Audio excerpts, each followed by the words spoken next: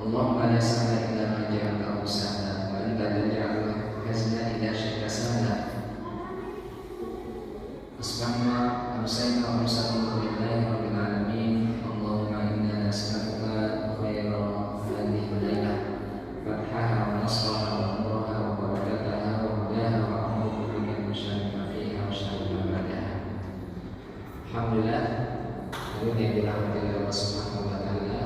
Bapak, Ibu, juga adik-adik kajian jamaah kajian menjelang berbuka Masjid Al-Fatah, hafizahumullah. Bersyukur kita kepada Allah Subhanahu wa taala pada hari ini, hari yang paling istimewa dalam satu pekan, yaitu hari Jumat, hari yang punya keberkahan. Di waktu selepas asar sampai maghrib, insyaallah salah satu waktu yang istimewa juga, di mana doa-doa insyaallah akan dikabulkan. Maka kita bersyukur di sore hari ini dapat mengisinya dengan amal soleh, yaitu belajar talabul ilmi yang disebutkan oleh Nabi Sallallahu Alaihi Wasallam, "Man salaka thariqan yaltamisu fihi ilman sahhalallahu lahu bihi thariqan ilal jannah." Barang siapa yang menempuh suatu jalan untuk menuntut ilmu, maka niscaya Allah akan memudahkan baginya jalan menuju surga. Dan Bapak Ibu yang dirahmati Allah Subhanahu wa taala, di kesempatan malam hari ini atau sore hari ini, insyaallah kita akan melanjutkan pembahasan tentang puasa setelah sebelumnya kita berbicara tentang syarat puasa, yaitu 7 perkara, mulai dari Islam, balik, aqil, kemudian dukhul syahr, telah masuk bulan Ramadan, kalau puasanya adalah puasa bulan Ramadan. Kemudian mutim, dia tidak sedang bersama. Kemudian kudro, memiliki kemampuan, tidak sakit, bukan orang yang sudah terlalu tua hingga terlalu lemah. Kemudian juga yang ketujuh terdiri dari darah haid maupun nifas. Kemudian berikutnya yang dilakukan dengan berpuasa adalah menahan dari yang membatalkan puasa dari terbit fajar sampai tenggelam matahari, sehingga dia tidak melakukan apapun yang membatalkan puasa. Lantas apa saja yang membatalkan puasa? Maka insyaallah kita akan mempelajarinya saat ini. Hadirin yang dirahmati oleh Allah Subhanahu wa taala, sebelum kita masuk pada pembahasan tentang yang membatalkan puasa, yang pertama yang harus kita ketahui, orang yang melakukan perkara-perkara yang membatalkan puasa itu tidak lepas dari 3 keadaan. Tidak lepas dari 3 keadaan. Sehingga 3 keadaan ini menjadi syarat. Jadi tidak semua orang yang melakukan pembatal puasa itu puasanya batal. Syarat pembatal puasa itu berlaku sehingga puasa seseorang batal jika memenuhi 3 syarat. Yang pertama, an yakuna fa'iluha dzakiran bi shaumihi. Yang pertama, dia melakukan pembatal puasa itu dalam keadaan ingat, sehingga kalau lupa maka dia tidak batal. Sebagaimana sabda Nabi Sallallahu Alaihi Wasallam, "Man akala nasiyan, barang siapa yang memakan nasiyan." Di sini bukan makan nasi, di bahasa Arab artinya lupa. Barang siapa yang memakan sedangkan dia sedang dalam keadaan puasa, sedang puasa tapi makan, tapi makannya nasiyan karena lupa, falyutimma shaumahu, maka hendaknya dia melanjutkan atau meneruskan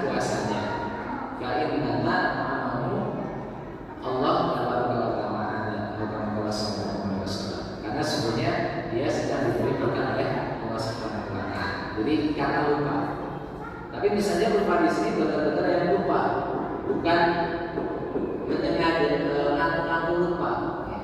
Atau menyeting diri biar lupa.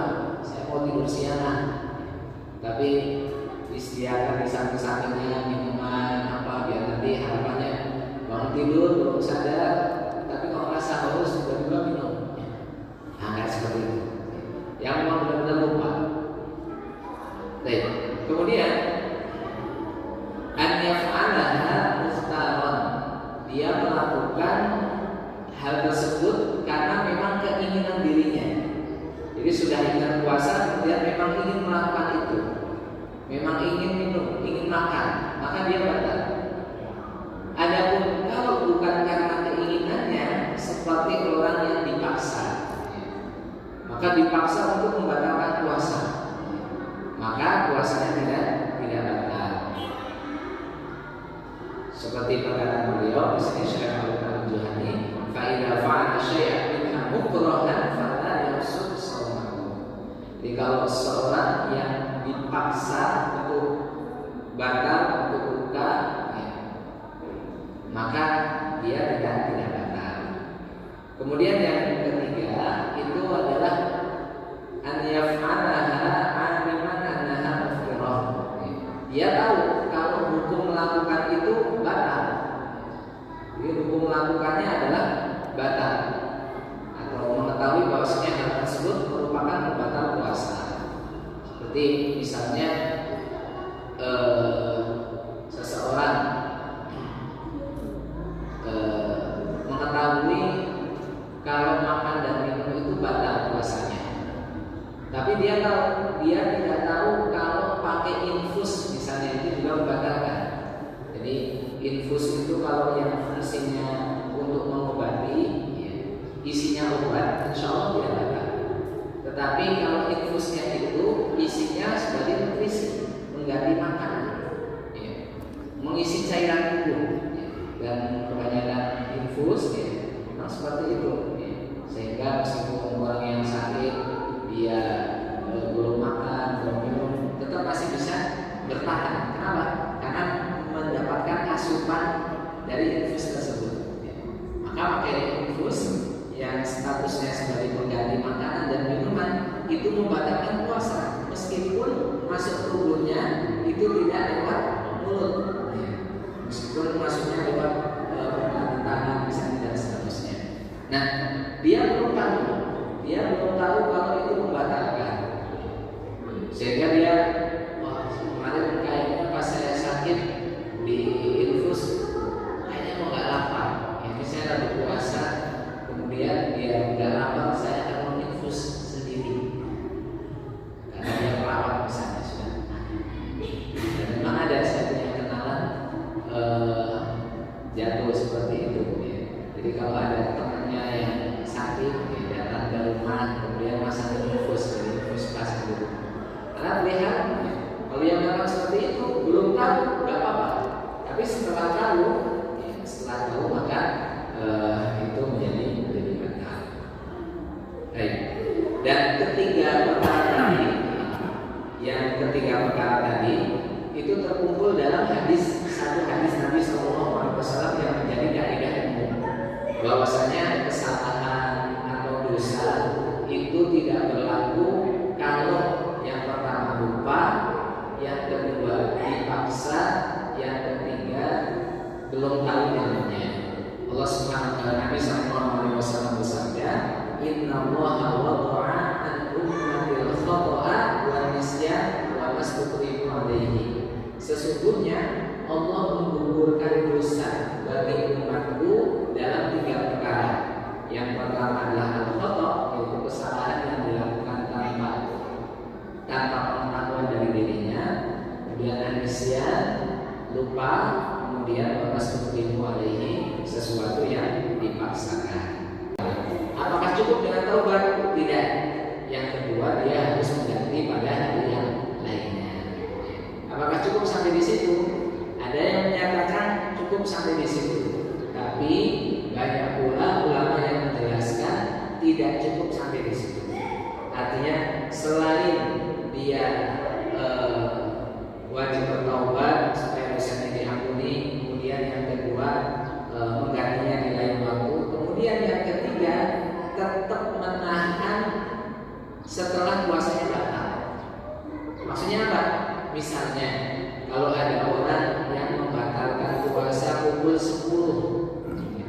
ini mumpung nggak ada orang ya, mampir ke waktu yang bukan misalnya, kadang kan ada yang di sini. Dan alhamdulillah tim saya yang kurang keluar, tapi sepanjang Ramadan ini saya belum pernah melihat orang yang makan di luar ya, atau minum di luar atau merokok di luar. Ya mungkin karena kurang jauh kayaknya. Tapi di lingkungan kami, di jalan yang biasa kami lewati, alhamdulillah, berarti kan masya Allah. Tapi secara umum kalau umpamanya ada, yang dibilang semoga itu tidak terjadi di kita, membatalkan pukul 10, maka setelah dia membatalkan puasa, puasanya sudah batal. Meskipun puasanya batal, dia tetap tidak boleh makan sampai maghrib. Kenapa? Hormatan di syahr Ramadan, untuk menghormati bulan puasa. Sehingga apa? Ada ulama yang berpendapat bahwasanya orang yang membatalkan di siang hari itu sudah dosa. Kemudian kalau semakin nambah makan, itu semakin nambah dosa. Jadi dosanya bukan cuma sekali saja. Jadi bukan berarti dosa membatalkan puasa itu satu paket. Dia batal artinya sudah dosanya dari situ saja. Tapi saat membatalkan puasa jam 10 itu dosa dan harus mengganti. Tapi konsekuensi yang lainnya adalah dia tidak makan sampai maghrib. Sehingga kalau dia nanti jam 11 makan lagi, kemudian jam 1 minum lagi, nanti asar makan lagi, ya, meskipun statusnya puasanya sudah batal, tetap dia berdosa.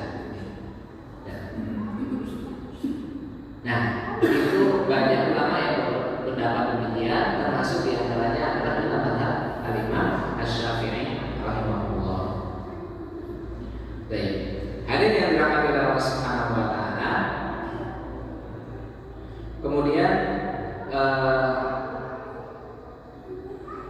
dan ini memang inti puasa, yaitu menahan makan dan minum dari terbit matahari sampai terbenam, dari terbit fajar sampai terbenam matahari.